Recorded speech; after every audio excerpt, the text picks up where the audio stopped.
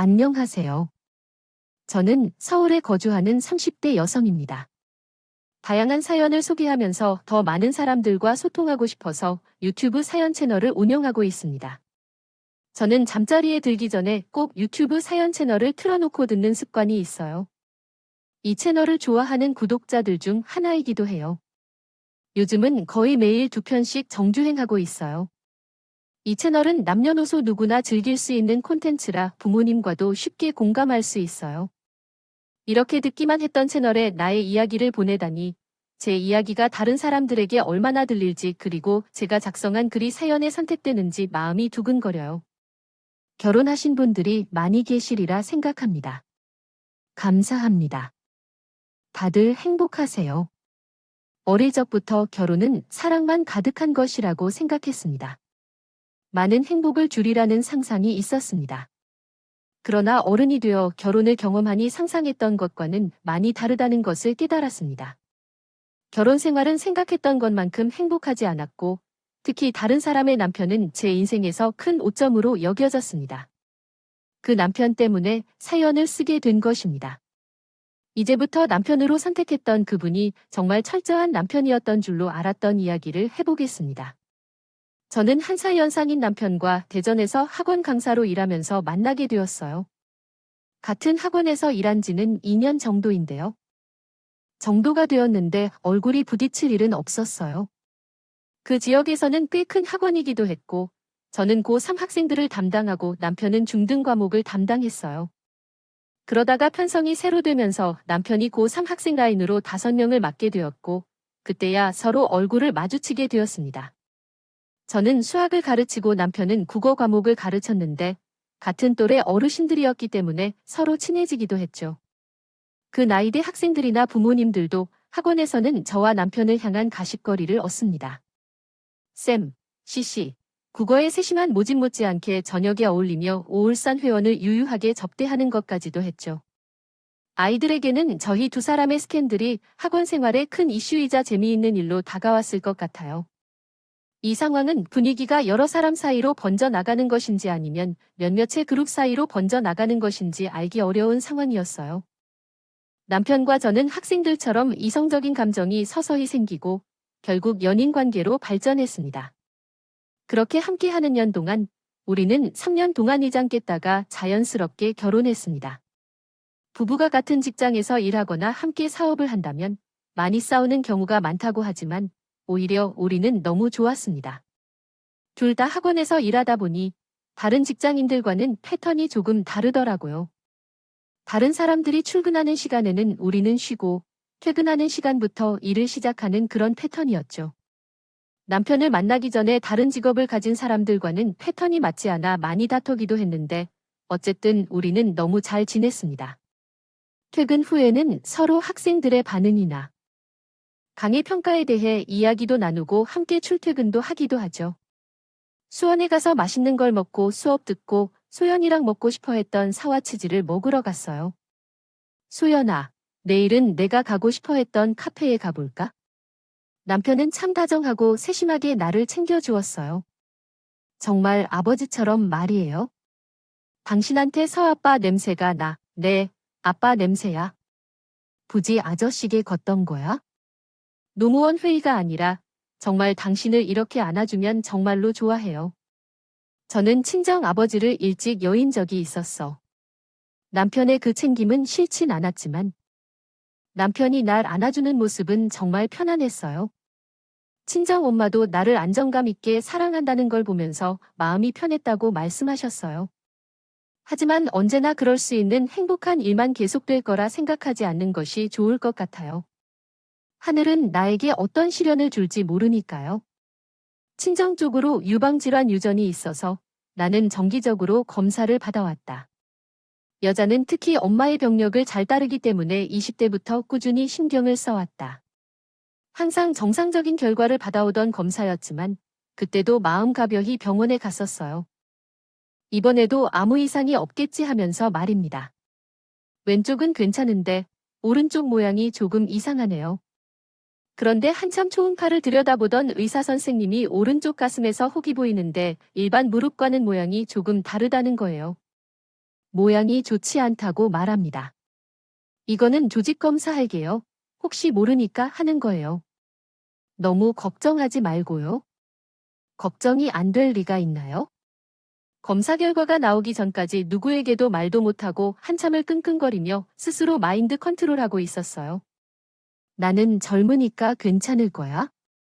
설마 아니겠어? 라고 말이죠. 그런데 나이는 상관이 없었나요? 검사 결과 모양이 좋지 않았던 게 좋지 않은 세포였어요. 그래도 운이 좋았어요. 정말 극초기에 발견되어서 항암 치료 없이 수술로 제거해내기만 하면 되었어요. 소연아, 네가 엄마 잘못 만나서 그럼 수술까지 하나보다 우리 아가를 안 썼어서 어떻대? 엄마는 제 이야기를 듣고는 내내 당신 탓이라며 그렇게 미안해 하셨어요. 저는 당연히 그게 무슨 엄마 탓이래요. 야구 그런 생각 말라며 엄마를 달렸어요. 정말 엄마 탓이 아닌 걸로 제 몸에서 생긴 건데 그게 엄마 탓이겠어요? 제가 몸 관리를 못한 탓이에요. 엄마와 남편이 병원 수술대에서 기다리고 있는데 수술은 정말 깔끔하게 잘 되었어요. 하지만 매년 정기적인 추적 검사를 받아야 하고 여성 호르몬 억제제도 복용해야 했어요. 아이들은 건강해요. 다만 수술을 받은 팔을 자주 사용하면 뻐근해질 수도 있어요. 당연하지만 스트레스를 최소화해야 하고 식사에도 신경 써야 해요. 의사님도 수술 후에도 잘 관리해야 한다고 하셨지만 두려웠어요. 모든 관리가 중요하다는 걸 알아요. 또 다시 발병할까봐 생각하면서요. 가장 컸던 것은 두려움이었습니다. 저는 1년 정도 쉬기로 결정했는데 입시과목 학원 강사라는 직업 특성상 일주일이나 한 달 동안 휴식을 취하는 것은 사실상 불가능했어요. 아이들도 선생님이 갑자기 바뀌어서 다시 적응하는데도 어려움을 겪었거든요. 원장님과의 상의 끝에 1년간 쉬고 나서 복직하는 것이 어떨지에 대한 의견이 나왔죠.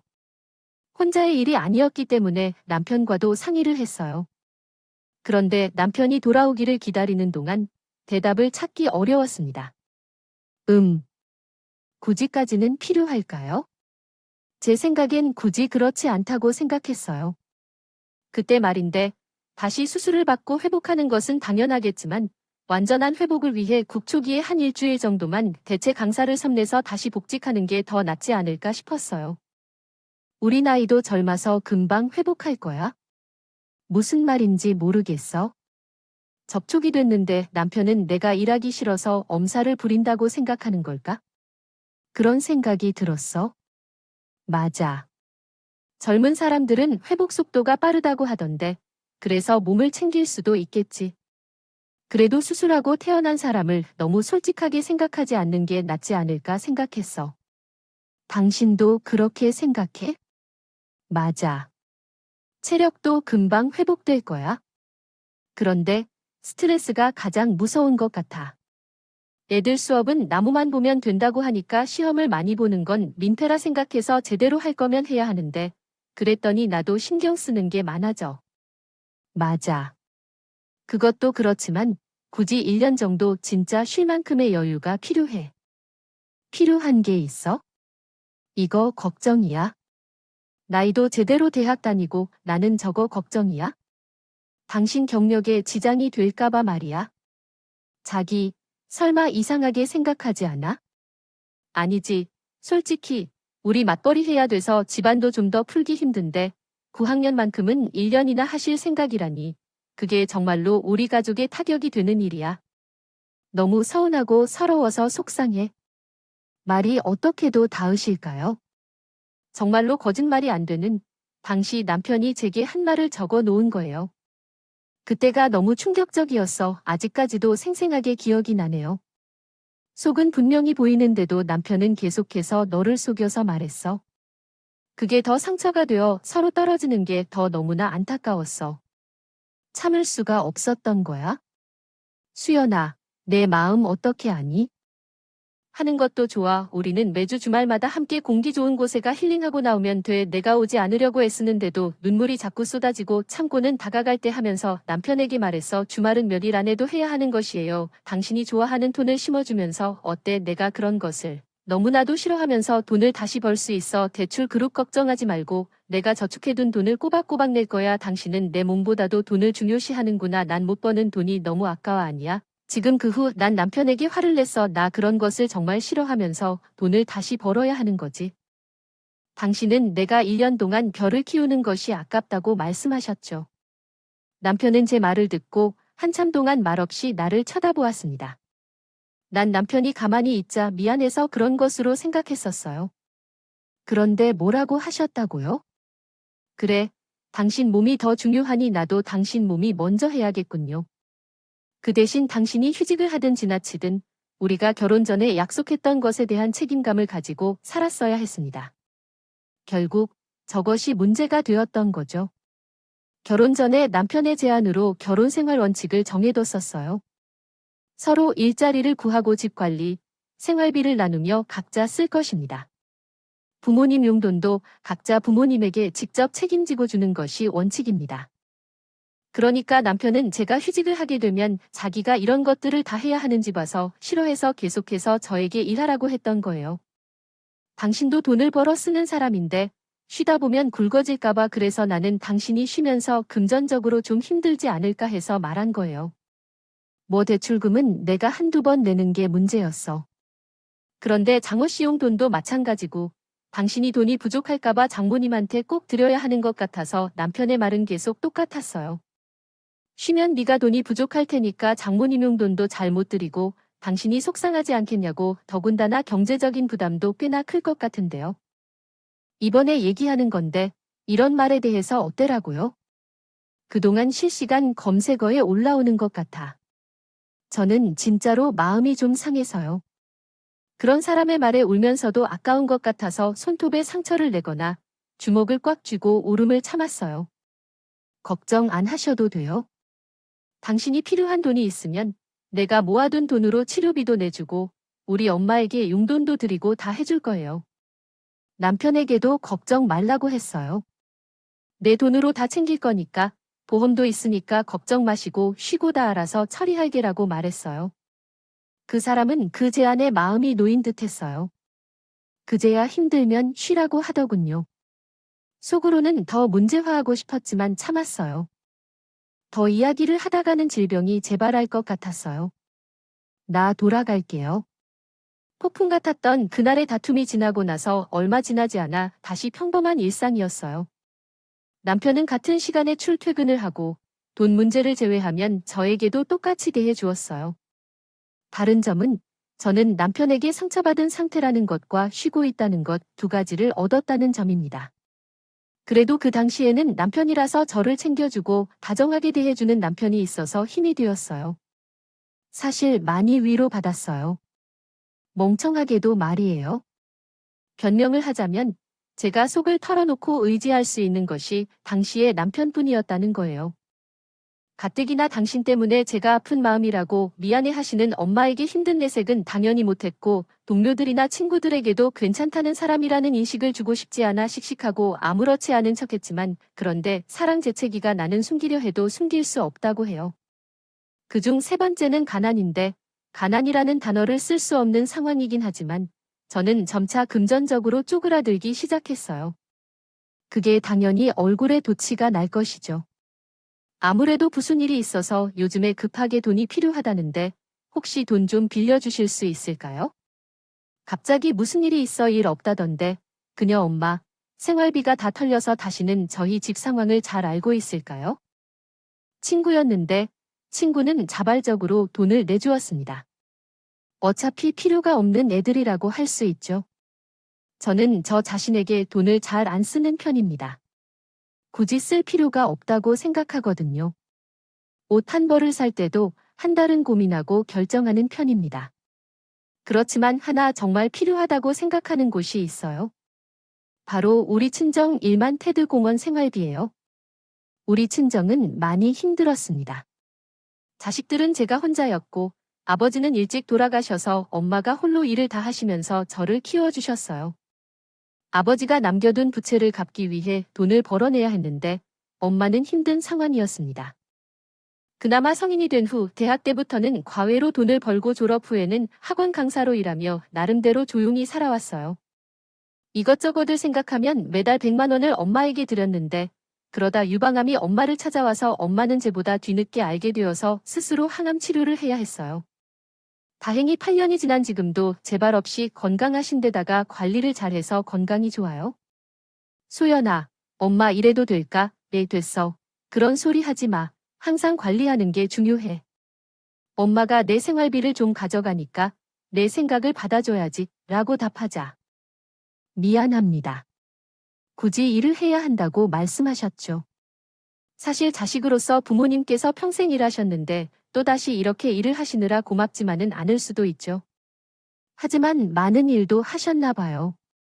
결국 타협점을 찾아서 파트타임으로 일하시는 거였어요. 딸이 돈을 보내지 않아도 괜찮아요. 엄마도 이렇게 하자고 나는 됐어요. 엄마와 딸은 충분히 여유가 생기네요. 거짓말이었어요. 예전에는 모아둔 돈을 조금씩 써왔는데 점점 부족해졌죠. 저도 결혼 후에는 대출금과 엄마에게 용돈을 보내는 등의 사정으로 모아둔 돈이 부족했거든요. 그래서 남편에게 어렵게 얘기를 꺼냈습니다. 복직이 얼마 남지 않았는데 금방 갚겠다고 이야기하고 있어요. 남편도 우리 친정 상황을 알고 있으니 도와주지 않을까 해서 그렇다고 해요.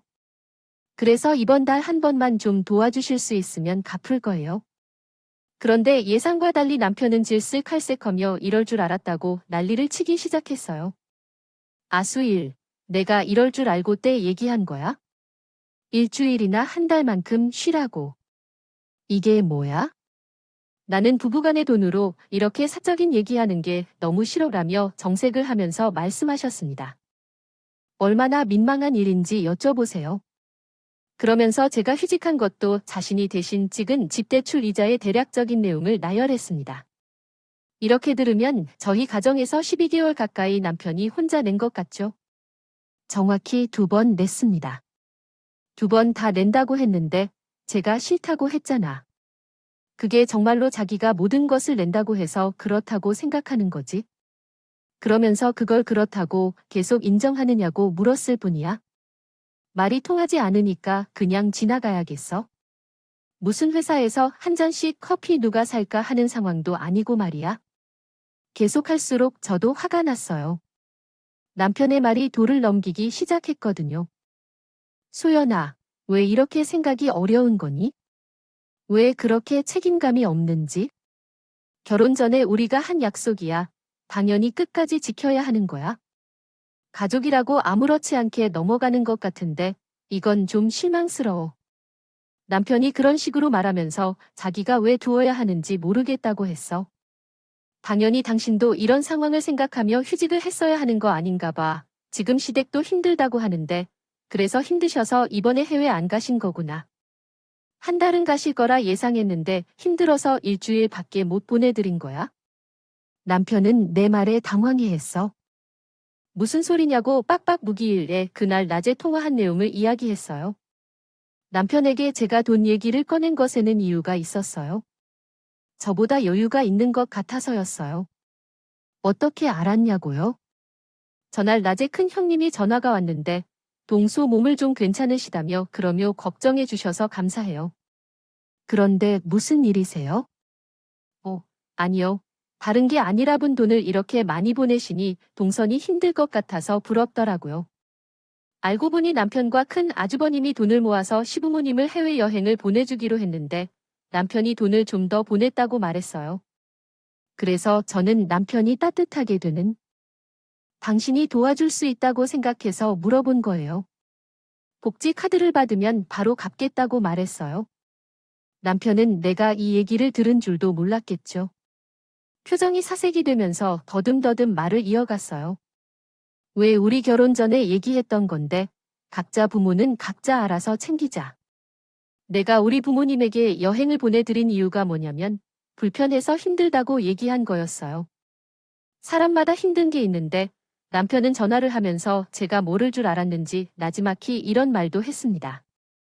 여자들은 결혼하면 일을 안 하고 남편 돈으로 먹고 살려고 한다고 했어요. 당신 지금 무력을 써야겠어요. 무거운 사실이 맞는데요.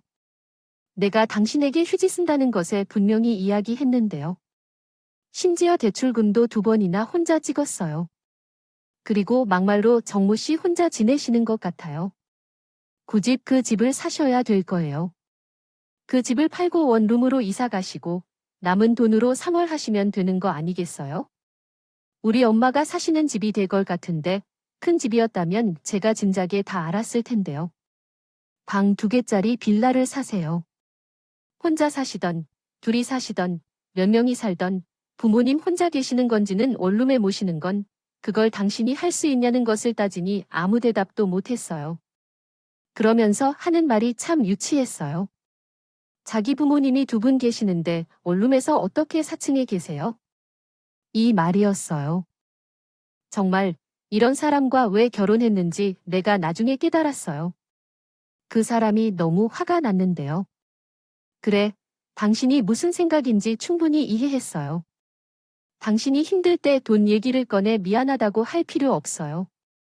내가 해결할 때 남편은 강경한 태도에 20만 원 더 빌려달라며 조금 더 요구했거든요.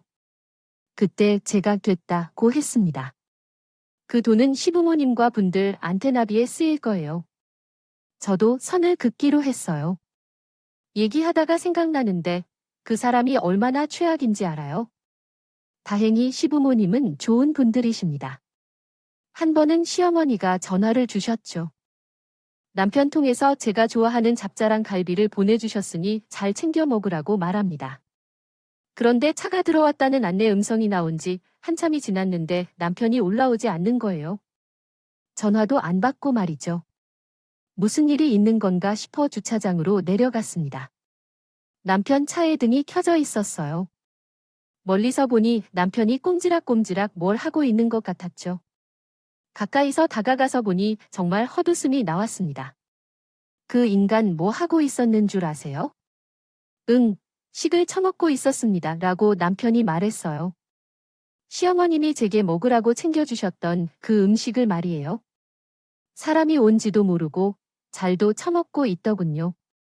한참을 바라보다 창문을 두드린 사람, 귀신을 본 사람만 알 거다. 짝, 놀라서 얼른 차 안에 있는 신라등을 끄고 후다닥 내리는데 정이 뚝 떨어지는 모습이었다. 손으로 퍼먹은 건지 선에는 기름이 반들반들하고 입에는 양념이 잔뜩 묻은 꼬리를 얻습니다. 하하 봤어. 미안, 내가 배고파서 먼저 좀 먹었어. 와, 진짜 멋지다. 자기도 먹어봐 하면서 그릇을 내미는데 거짓말 하나 안 하고 갈비가 한 3조각 남아있나? 잡채는 2젓가락질 사라질 만큼 남아있었네요. 그 당시에는 너무 추한 거 아니냐고 타박하는 정도로 끝났던 것 같은데. 왜 우리가 헤어지지 않은지 전혀 모르겠어요. 하나를 보면 열을 알게 되는 것이라고 말할 수 있죠. 어쨌든 친정 엄마윰 때문에 남편과 동일한 그날 이후로 저도 길들여졌어요. 너를 향한 그 마음으로 반반을 제대로 보여주겠다고 했었죠. 유치하지만 어떡해요. 저도 똑같이 되돌려주고 싶은 마음이었는데 그 다음 날부터는 세탁도 제 것만 하고 설거지도 제가 먹은 그릇 반찬도 제가 먹을 것만 해서 제 이름을 적었습니다. 남편 남자가 자존심이 있는지 아주 좋아하는 것 같아서 그 일은 모두 스스로 해야겠다고 했어요. 그런데 자기가 속옷을 못 바라보게 되어서 내게 잡고 세탁물을 빨리 해놓은 적이 있는지 물었어요. 당신 일은 자신이 해야죠. 왜 나한테 물어보는 거예요?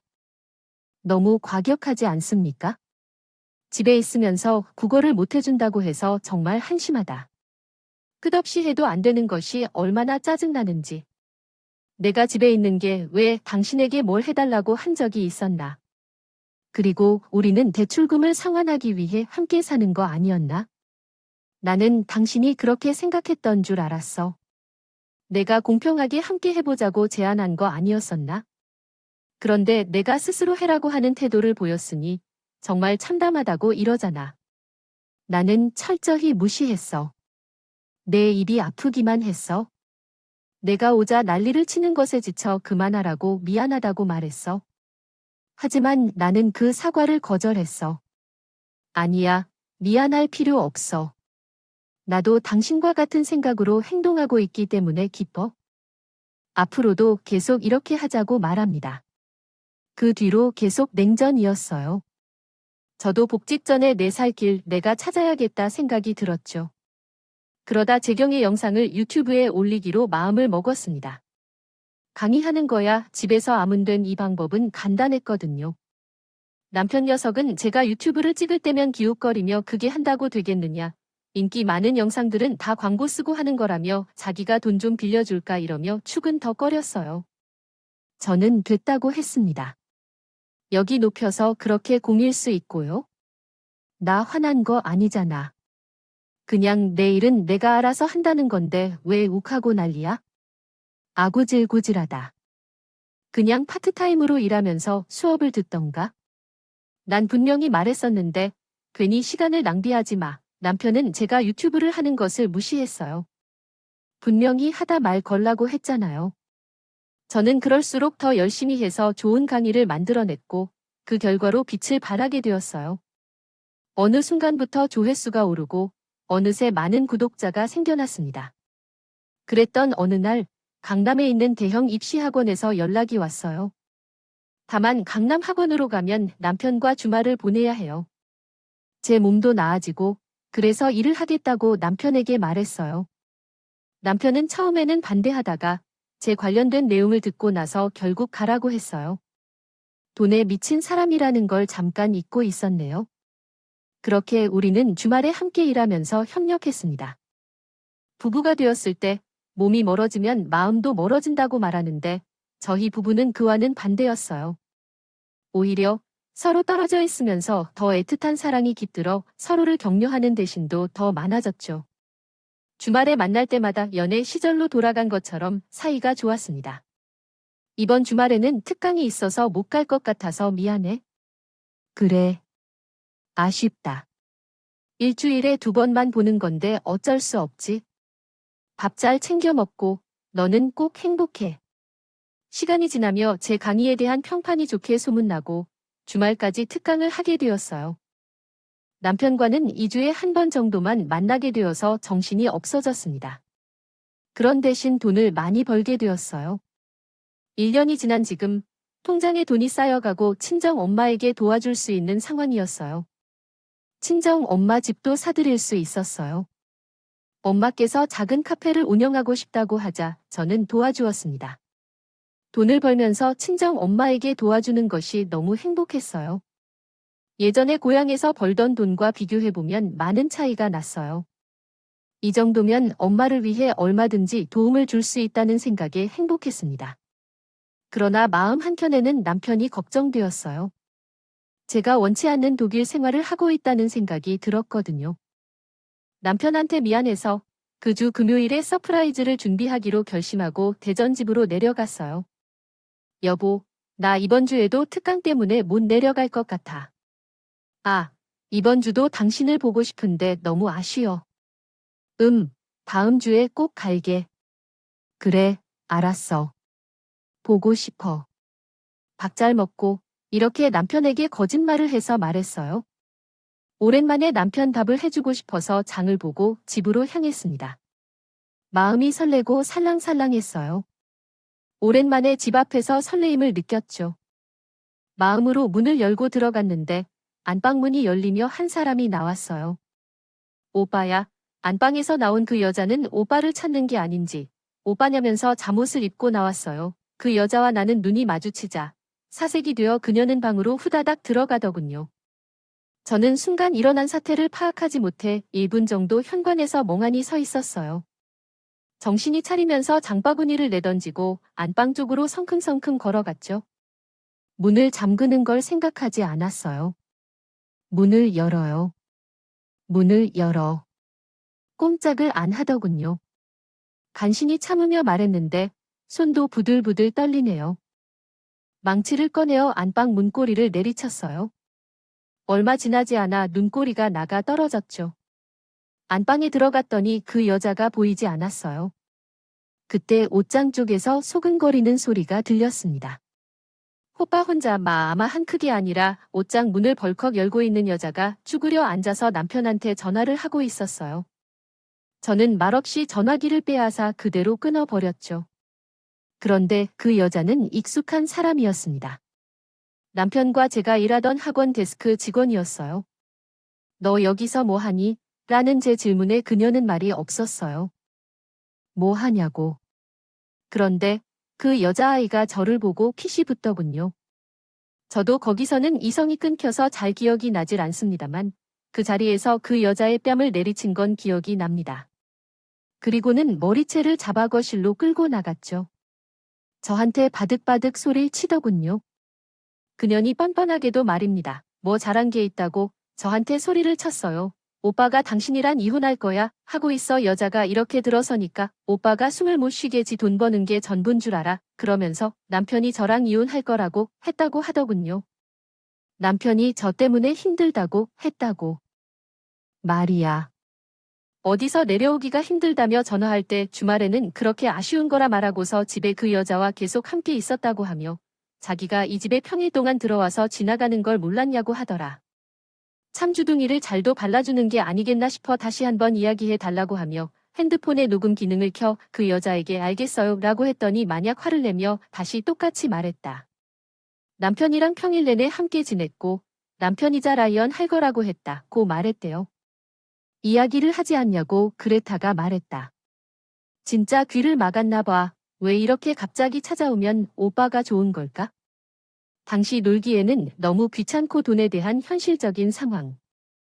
젊음을 내세워 유세에 따르는 것이 꽤 귀찮아서 실실 웃으며 비아냥거리는 것이 너무 화가 났어요. 뺨을 수도 없이 내리쳤어요. 그 여자를 제지하지 않고 제 머리카락이나 옷을 잡아 찢고 물어버렸어요. 그때 남편이 룰루랄라 들어왔어요. 그 여자와 함께 마실 것 같아 커피를 사더군요. 남편은 나를 보고 얼어붙었어요. 지금도 그 표정을 잊지 못하는데 나를 한 번 보고 그 여자를 한 번 보더니 얼굴이 붉어졌어요. 그리고 저벅저벅 다가와 뺨을 때렸어요. 노비야, 왜 저를 때리는 거야? 홍합녀야, 남편에게 달려가서 엉엉 울었다. 울고 있었고 저는 바닥에 낮아져 쓰러져 있었어요. 남편은 제가 아닌 그 상단 여를 품에 안고 말했고 그리고서 제게 계속 소리치며 뭐 하는 짓이냐고 말했어요.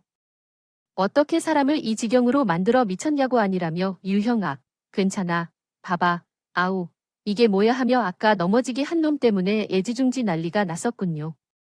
바닥에 쓰러져 있는 제 모습이 너무 비참해서 눈물이 나는 것도 너무 짜증이 났어요. 잘들 놀고 노는구나. 너 나를 위해 이렇게 살았나 싶고 어릴 때의 추억이 떠오르며 이미 말은 사실할 수밖에 없었어요. 매주 주말마다 그것을 보고 싶어서 어떻게 참았는지 얘기해봐. 그래. 그런 발작을 조절할 수 있어야 했던 건데 너와 함께 시끄럽게 떠들어댄 여자랑 살다가 유형이 만나니 정말 쉽게 손쉽게 끝나더라. 유경이는 내 이야기에 귀를 기울여주고 삼은 사귈기를 잘해주었어. 너는 좀 더 반성해야 할 게 아니겠어? 배신감으로 가득 찼고 정말 얼마나 비참했는지 알아? 남편이 그런 말을 하는 것보다 그 죽을 상처를 직접 받는 건 정말 비참해. 진짜 할 말이 없다. 너를 상처 입히는 건 내가 바라는 바가 아니었어. 미안해, 아내. 여우에 걸어걸어 못하는 게 참 미안해서 내가 참 미안하다. 그래, 둘이 잘 살아. 이제 하자. 선유해줘. 너 지금 네가 내 선택이 앞으로 내 인생을 어떻게 바꿀지 오늘 이 순간을 절대 잊지 마 알았지? 더는 얘기를 하고 싶지도 않고 싸움을 하고 싶지도 않아요. 너나 때리려고 나도 한 번 때리자. 남편한테 다가가 있는 인권, 남편 뺨을 내리치고 집을 나왔어요. 그날 마지막으로 제 결혼 생활도 끝이 났죠. 상간녀가 입으로 술술 분녹음 내용 덕에 위자료도 받았어요. 제 귀책 사유가 없어서 재산 분할도 없고 깔끔하게 이혼을 했습니다. 서울에 집을 구했어요. 자가가 아니지만 전세를 구해셨어요. 친정 어머니와 함께 살 집으로 이사를 했어요. 엄마가 운영하실 가게는 이전 고향에서 하던 것보다는 작아졌지만 새로운 집 근처로 자그마하게 해드렸습니다. 저는 오히려 결혼을 하면 안 되는 사람인 것 같아요. 얼마나 행복한지 모르겠어요. 엄마에게 사주고 싶은 건 사드리고 나 하고 싶은 대로 하고 싶은 대로 말이죠. 말 그대로 화려한 싱글입니다. 아, 그리고 다른 일을 한 거야? SNS에도 카톡처럼 친구를 만들 수 있거나 새로운 친구들이 뜨잖아요. 거기에 상단녀가 3일 뒤에 4일이라고 뜨는 것을 발견했어요. 예전에 상단녀 생일에 생일 선물을 주는 일을 안 해본 것을 기억하면서 글을 읽었죠. 저도 똑같이 했어요. 돈 벌어서 어디에 더 쓸까요? 베풀다 삶이 아름다운 삶 아닌가요? 저는 상단야에게 선물을 했습니다. 상간녀와 남편이 지나는 아파트 전체 각 세대마다 전단지를 부착했습니다. 비위도 좋은 상간녀와 남편은 저랑 살았던 집에 그대로 살고 있었거든요. 전단지 내용은 아래 글 그대로 적어서 말입니다. 1200원의 치료를 받고 있는 내 남편을 분리수거해준 상간녀 선배, 너무 감사합니다. 너희 부모님께서 남의 남편이랑 바람피라고 너를 낳아주신 건 아닐 테지만 너는 나에게 고마운 사람이야. 내 인생의 쓰레기를 가져가 줬으니까 말야. 그 뭐냐? 생일 축하해. 친절한 알바생이 각 호수 현관에 부착된 사진을 인증샷으로 보내주었어요. 정말로 10년간의 체증이 소강하고 있었던 것 같았어요. 그 2년 놈이라 불리는 학원에도 사진을 부착하고 싶었지만 원장이 체면을 생각해서 겨우 참았습니다. 또한 상가거래 학교에도 전단지를 돌렸어요. 그 아이가 지금쯤 대학교 졸업반 스튜던트인지라 학교에서 모르는 사람이 없을 테니 말이지요. 가까이서 그 인간들의 표정을 보고 싶었는데 그럴 수 없어 너무나 안타까울 따름입니다. 그날 저녁 전화가 울려 퍼졌어요. 저장되어 있진 않았지만 누군지 단번에 알 수 있었지요. 제 남편 말이에요. 저는 잘못한 일이 없으니 전화를 피할 이유도 없겠죠. 전화를 받았습니다. 여보세요. 남편은 전화를 받자마자 온갖 욕을 하며 소리를 질러서 듣습니다. 상대의 울음소리가 들리더라고요. 네가 그런 거지? 누비친 사람이 구질구질하게 왜 일을 나눠 고소할 거야 라고 했어요. 이보세요. 어디서 쌍스럽게 육지거리를 하는 거예요? 당신과 나 사이 무슨 관계냐고요? 그리고 내가 있다는 증거 있나요? 그럼 찾아서 고소하세요. 저는 수업을 들어가야 해서 이만 끊을게요. 전화를 끊었어요. 전 남편이 분이 풀리지 않은 건지 문자를 보냈어요. 계속해서 주문을 보내주세요. 제가 삭제할 일지도 없습니다. 증거가 있을 것이라고요. 자신은 그 알바생을 본 적도 없고 연락처도 모르는데 어떻게 알 수 있을까요? 그리고 그 인간 콩만한 사람이라서 괜히 이순지도 못할 사람이에요. 이순지도 못할 사람들만 다시 드러나는 꼴이라는 거죠. 어쨌든 마무리로 한 통쾌한 복수를 함께 나누고 싶어 추가로 글을 썼네요. 글을 쓰다 보니 시간이 경과한 것 같네요. 이 자는 그 말씀하려 합니다. 제 사연이 유튜브에 빨리 업로드되길 바라며 열심히 듣고 있을게요. 두서없는 이야기였을 텐데 끝까지 들어주셔서 감사해요. 모두들 항상 행복하시고 건강하세요.